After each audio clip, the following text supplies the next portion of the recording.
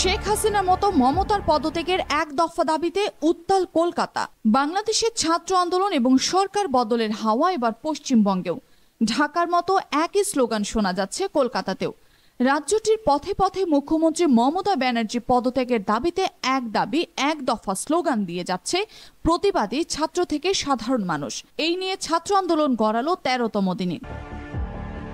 কলকাতার পাশাপাশি গত 5 দিন ধরে ছাত্র আন্দোলন অব্যাহত রয়েছে ভারতের কলকাতা সহ অন্যান্য রাজ্যগুলোতেও। 20 আগস্ট সুপ্রিম কোর্টের রায় আরও বিপদে ফেলেছে মমতা বন্দ্যোপাধ্যায় সরকারকে, যা অনুপ্রাণিত করেছে পশ্চিমবঙ্গের প্রতিবাদী মানুষ এবং আন্দোলনকারী ছাত্রছাত্রীদের।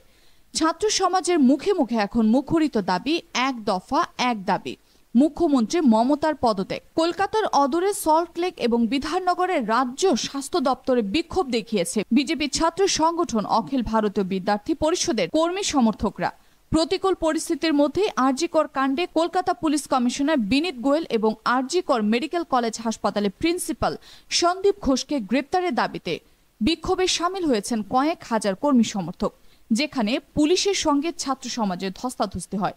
পরে পরিস্থিতি নিয়ন্ত্রণে আনতে পুলিশ ব্যাপক লাঠিচার্জ করে। এদিকে পড়ুয়াদের এই আন্দোলনকে আরও বেশি জোর দিচ্ছে বিজেপি। মমতার পদত্যাগের দাবিতে বিজেপি যেন আগুনে ঘি ঢালছেন বেশি। সাধারণ মানুষের সাথে যোগ দিয়েছেন অনেক বিজেপি নেতাকর্মীরা। ইতিমধ্যে আন্দোলনে মমতাকে নিয়ে কথা বলে গ্রেপ্তার হয়েছিলেন অভিনেতা রুদ্রনীল ঘোষ।